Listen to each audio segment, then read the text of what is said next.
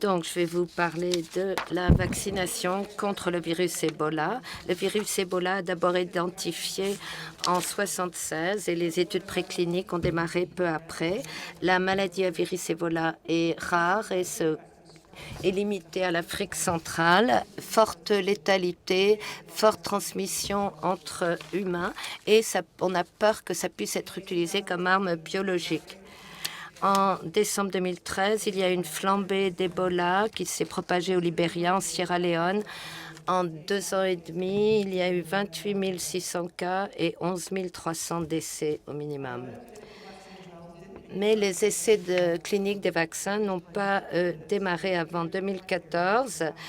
4 vaccins candidats avaient reçu l'agrément de l'OMS pour une évaluation clinique. Après les études de sûreté en Europe et aux États-Unis, on a démarré en février 2015 un essai dans les pays les plus concernés. Et ça a porté le nom de Ebola, ça suffit, cette campagne. Et ça suffit. L'étude a été conçue pour être effectuée par cercle concentrique pour la vaccination en traçant les contacts et les contacts des contacts. Nous nous sommes aussi penchés sur la question éthique qui était d'utiliser des placebos pendant une véritable flambée d'une maladie mortelle. Et en fait, depuis le 10e jour après la vaccination, on arrive à obtenir une assez bonne protection contre la maladie à virus Ebola. Nous voulions voir comment mieux utiliser ce vaccin.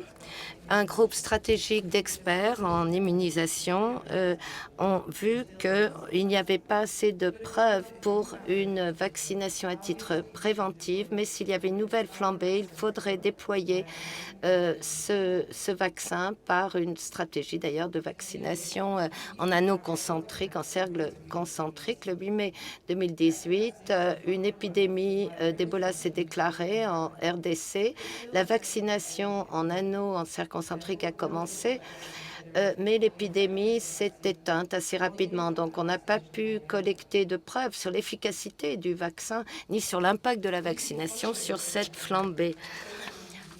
Ensuite, une autre flambée s'est déclarée dans le Nord Kivu en 2018. La vaccination des travailleurs de première ligne et des contacts a démarré une semaine plus tard. C'était la première fois qu'on utilisait cette stratégie de vaccination par anneau comme stratégie délibérée dès le début d'une épidémie. Nous avons administré 303 905 doses malgré le déploiement très élargi. Nous avons eu 3 470 cas, dont 171 travailleurs de santé, et on a enregistré 2 287 décès, ce qui nous donne un taux de létalité de 66%. Alors, la vaccination en anneau peut aider à réduire la transmission de la maladie virus Ebola, mais ce n'est pas la stratégie parfaite parce que d'abord, on ne s'attache pas à identifier tous les contacts et tous les contacts des contacts aussi potentiellement contaminés. Et une période d'incubation pour la maladie VE, virus Ebola, est de 10 jours. Mais le temps d'incubation, le temps nécessaire pour que certains déploient les symptômes, enfin développent les symptômes et deviennent contagieux, eh bien, ça peut varier. Et ça peut concerner plusieurs jours. Donc, même à partir du jour 0, les patients n'auront pas développé leur immunité avant la première exposition au virus. Dans le scénario du pire, ils vont être infectés, ils vont développer les symptômes quelques jours plus tard, donc entre-temps infecter d'autres. Là, on le voit, l'infection d'autres contacts. Et au bout de 10 jours, après la vaccination initiale, là, les patients ont eu le temps de développer une immunité, ce qui devrait en théorie arrêter la transmission. Mais pour ça, il faut arriver au jour 0, au premier jour, à vacciner toutes les personnes qui se trouvent dans les cercles concentriques concernés. C'est plus facile à dire qu'à faire. Il y a eu des problèmes logistiques et sociaux. D'abord, des facteurs logistiques, la chaîne du froid, moins 60 degrés, c'est très compliqué. Et puis, il y a les flacons multidoses qui vont être décongelés et ouverts seulement quand 20 personnes se présentent pour être vaccinées, pour ne pas perdre de doses. Mais ça ne facilite pas la vaccination rapide d'un très grand nombre de gens sur une large région géographique. En fait, seulement la moitié des cas ont été identifiés post-mortem. Le traçage des contacts était très lent et vraiment très inefficace. Ensuite, les messages sur la vaccination post-exposition ont perturbé les gens qui ne comprenaient pas. La demande pour les vaccins était élevée, mais peu de gens étaient éligibles et le nombre de doses administrées sur chaque site était très limité. Il y a eu des plaintes d'inégalité et des accusations de corruption aussi. L'épidémie au Nord Kivu a posé des problèmes sur la vaccination des travailleurs de première ligne. La vaccination des travailleurs de santé a permis de réduire l'épidémie, mais on ne connaît pas la durée de protection qui peut être assez courte en fait post-vaccination. Cette année, il y a eu des flambées résurgentes en RDC et en Guinée. Ça venait de personnes qui avaient été exposées et qui étaient des survivants. Et on craint des risques répétés d'exposition. On ne sait pas si les gens qui avaient été vaccinés en 2018-2019 sont encore protégés en 2021. Est-ce qu'il faut une dose de rappel ou est-ce que c'est même utile une dose de rappel? Des études sont en cours, mais on n'a pas encore les résultats.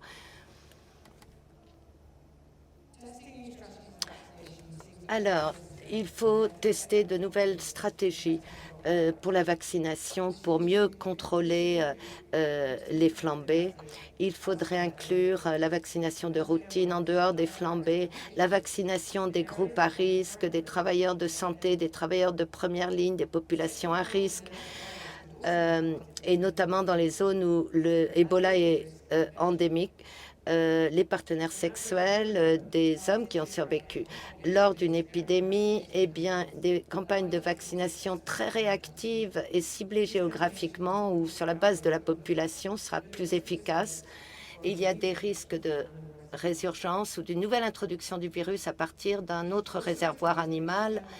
On est revenu à notre hypothèse initiale. Il nous faut des vaccins différents avec des spécificités distinctes. On peut se baser sur les facteurs comme le début de l'immunité, de l'immunisation, la durée de cette couverture immunitaire, le nombre de doses requis, possibilité de faire des rappels, la chaîne logistique également, comment mieux la gérer, les effets secondaires et la sûreté, la tolérance chez les hommes, les enfants et les immunodéprimés.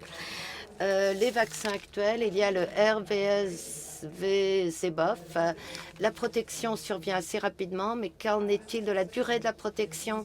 Une seule dose, mais les effets secondaires sont courants.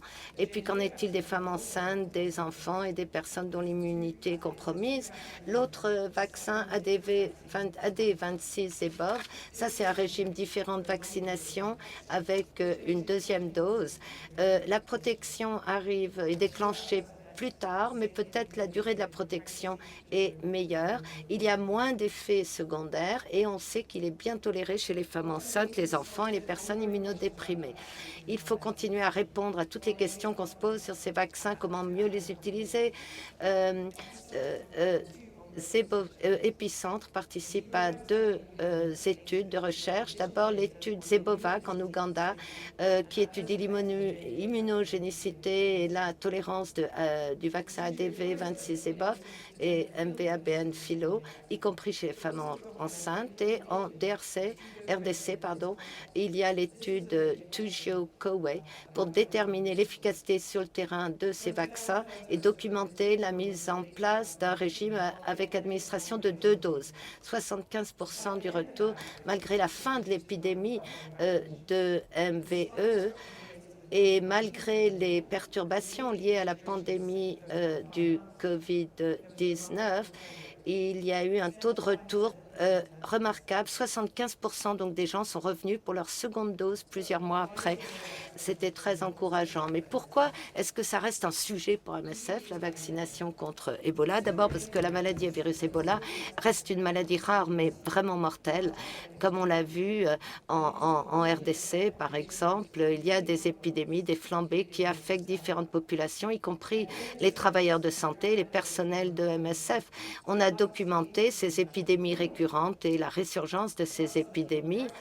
Et il y a beaucoup de populations à risque. Mais maintenant, on peut désormais empêcher cette maladie à virus d'Ebola de s'installer grâce à la vaccination. Mais on n'arrive pas à contrôler ces épidémies. On cherche à mieux protéger par ailleurs les populations à risque. 2 vaccins ont été préqualifiés par l'OMS. On a déjà pas mal d'infos sur eux, mais ils sont encore utilisés dans des conditions d'essais cliniques et ne sont pas recommandés stratégiquement actuellement. Je crois qu'il y a un problème là de partage des données. Ensuite, le SAGE refuse de faire des recommandations sans preuves suffisantes. Mais je crois qu'il faudrait déjà qu'on comprenne mieux avec des données, par exemple les données de la flambée en Kivu, ou les résultats de la vaccination en nanoconcentrique sur plus de 4000 personnes. On a besoin de ces résultats et les décisions ne sont prises généralement qu'au moment des grandes épidémies, quand on est en pleine urgence. Ce n'est pas l'idéal. Donc, comment avancer à partir de là? MSF a poussé le SAGE à mettre à jour ses recommandations de manière urgente. On peut également en profiter pour réaliser des interventions de vaccination préventive envers les populations à risque, y compris les travailleurs de santé, dans les régions où l'on sait qu'il peut se produire une flambée de MVE. Et puis, on peut aussi continuer à mettre en place des stratégies de riposte à une nouvelle épidémie et avec l'utilisation de vaccins et d'anticorps monoclonaux. Il nous faut affiner ce concept pour contribuer à un véritable changement dans la manière dont on adresse la maladie à virus Ebola. Il faudrait accentuer la collaboration et la transparence, partager, discuter avec les autres, partager nos résultats, encourager les autres acteurs à faire de même. Je vous remercie. Merci beaucoup à tous mes collègues de MSF et de Épicentre, surtout ceux qui m'ont aidé avec le PowerPoint. Je déteste les PowerPoint, les pauvres points. Et merci à mes partenaires et patients aux Congolais et à tous ceux qui m'ont aidé à travailler sur cette maladie.